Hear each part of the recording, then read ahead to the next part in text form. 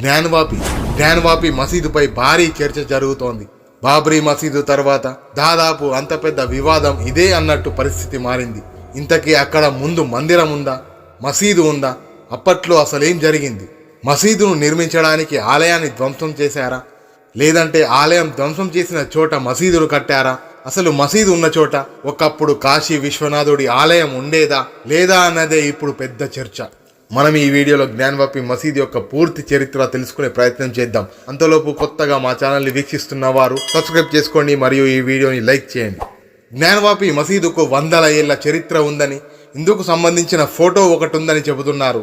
1834లో British అధికారి James princess ఈ మసీదును సందర్శించినప్పుడు దీన్ని గీశాడు. ఫోటోలో కూడా కనిపిస్తున్న స్తంభాలు నిశితంగా పరిశీలిస్తే హిందూ ఆలయాన్ని పోలి ఉన్నాయి. అప్పటి చరిత్రకారుడు సఖీ ముస్తాయిద్ ఖాన్ తన మాసిర్ ఏ ఆలంగిరిలో ఆలయ కూల్చివేత గురించి ప్రస్తావించాడు. చక్రవర్తి ఆదేశం ప్రకారం అప్పట్లో అక్కడున్న కాశీ విశ్వనాథుడి ఆలయాన్ని కూల్చివేసినట్లు అందులో ఉందంటున్నారు. జ్ఞానవాపి మసీదు పశ్చిమ గోడ వెనుక శృంగార గౌరి, గణేశుడు, హనుమంతుడు, నంది విగ్రహాలు ఉన్నాయి. సాధారణంగా శివాలయాల్లో నంది విగ్రహాలు గర్భగుడికి కొంచెం దూరంలో శివలింగానికి అభిముఖంగా ఉంటాయి. కానీ ఇక్కడ ఉన్న నంది మాత్రం గర్భగుడి వైపు కాకుండా మసీదు వైపు చూస్తున్నట్టు ఉంటుంది. అంటే మసీదు ఉన్న స్థానం గర్భగుడికి సంబంధించిందని దీని అర్థం. కాశీ విశ్వనాథ దేవాలయం పక్కనే ఉన్న జ్ఞానవాపి మసీదు సుదీర్ఘ న్యాయ పోరాటంలో చిక్కుకుంది. ఆలయాన్ని కూల్చివేసి మసీదు నిర్మిస్తున్నారనే వాదనలు రావడంతో వారణాసిలో న్యాయస్థానం మసీదు నిర్మాణంపై విచారణ జరపాలని భారత పురావస్తు శాఖ ఆదేశించింది. ఇక స్థానిక కోర్టు ఆదేశాలతో పటిష్ట పోలీసు భద్రత మధ్య ఈ సముదాయంలో వీడియోగ్రఫీ సర్వేను 2022 మే 14, 15, 16 తేదీలలో నిర్వహించారు. జ్ఞానవాపి మసీదు సముదాయంలో సర్వే సందర్భంగా శివలింగం కనిపించిందని, ఆ ప్రాంతాన్ని సీల్ చేయాలని వారణాసి కోర్టు 2022 మే 16న జిల్లా మెజిస్ట్రేట్ను ఆదేశించింది. ఈ ప్రాంతానికి ఎవరిని ప్రవేశించేందుకు అనుమతి ఇవ్వద్దని స్పష్టం చేసింది. అలాగే ఈ ప్రాంతాన్ని రక్షించాలని వారణాసి జిల్లా మెజిస్ట్రేట్ను 2022 మే 17న సుప్రీంకోర్టు ఆదేశించింది. అయితే ముస్లింలు ప్రార్థనలు చేయడానికి మసీదులో ప్రవేశాన్ని అడ్డుకోవద్దని పేర్కొంది. తదుపరి విచారణను మే 19కి వాయిదా వేసింది.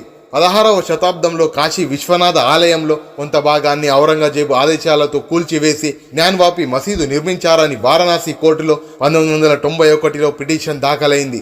అయితే నేటికి చారిత్రక ఆధారాలు లేవని, ఇలాంటి వాదనలు ఎవ్వరూ నమ్మరంటున్నారు ముస్లిం సంఘాలు. ఇప్పుడు చారిత్రక ఆధారాల ప్రకారం చూసుకుంటే 4-5 శతాబ్దాల మధ్య కాశీ విశ్వనాథ ఆలయ నిర్మాణం జరిగింది. విక్రమాదిత్యుడు ఈ ఆలయాన్ని నిర్మించాడు.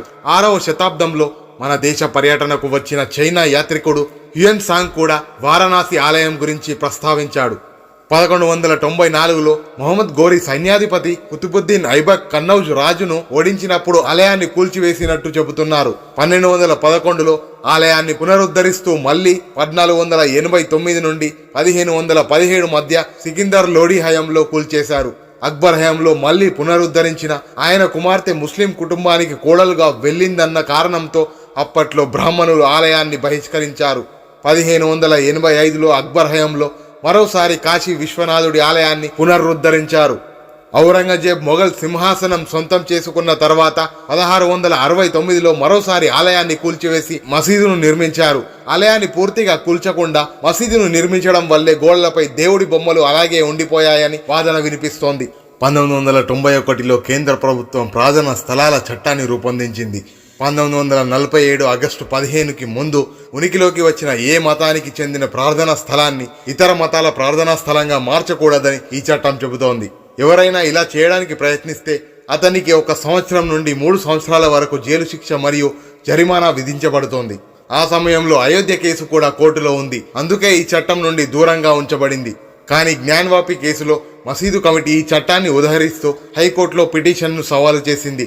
1993లో అలహాబాద్ హైకోర్టు స్టే విధిస్తూ యథాతథా స్థితిని కొనసాగించాలని ఆదేశించింది.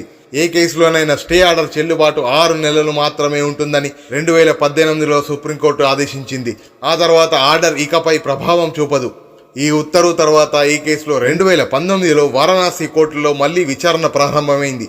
2021లో వారణాసిలోని civil judge senior division fast track court Gyanvapi Masjid యొక్క పునరావాస్తు సర్వేను ఆమోదించింది. ఈ క్రమంలో ఒక కమిషన్ను నియమించింది. మే 6-7వ తేదీలలో ఇరు వర్గాల సమక్షంలో శృంగార్ గౌరీని వీడియోగ్రాఫ్ చేయాలని ఈ కమిషన్ ఆదేశించింది. మే 10 నాటికి దీనికి సంబంధించిన సమాచారాన్ని కోర్టు కోరింది.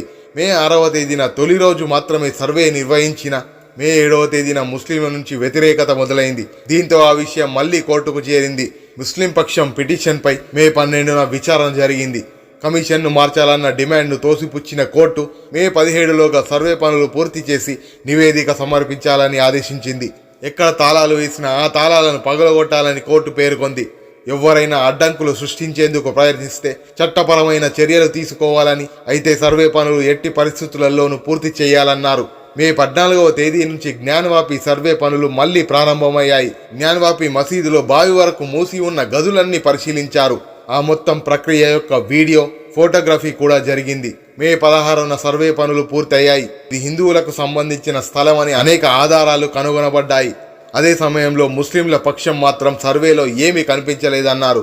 హిందూ పక్షం తన శాస్త్రీయ సర్వేను డిమాండ్ చేసింది. దీన్ని ముస్లిం వర్గం వ్యతిరేకించింది. జూలై 21, 2023న జిల్లా కోర్టు హిందూ పక్షం యొక్క డిమాండ్ను ఆమోదించింది. జ్ఞానవాపి కాంప్లెక్స్ను శాస్త్రీయంగా సర్వే చేయాలని ఆదేశించింది. జనవరి 24, 2024న జిల్లా judge doctor Ajay Krishna Vishvesh court తీర్పునిచ్చింది. జిల్లా జడ్జి సర్వే నివేదికను ఫిర్యాదుదారుకు ఇవ్వాలని ఆదేశించారు. ఈ నేపథ్యంలో నివేదిక జనవరి 25, 2024న బహిరంగపరచబడింది. నివేదిక ప్రకారం జ్ఞానవాపిలో హిందూ ఆలయ నిర్మాణం కనుగొనబడింది. దీంతో హిందూ పక్షం హర్షం వ్యక్తం చేసింది. ప్రస్తుతం జ్ఞానవాపి మసీదులో నమాజ్ చేయడానికి కొంతమందిని మాత్రమే ప్రభుత్వం అనుమతించింది. అదే సమయంలో మసీదు పక్కన ఉన్న కాశీ విశ్వనాథ ఆలయాన్ని పునరుద్ధరించారు. ఆలయ ప్రాంగణానికి గతం కంటే భక్తుల రద్దీ ఎక్కువైంది. ఇది జ్ఞానవాపి మసీదు యొక్క పూర్తి చరిత్ర.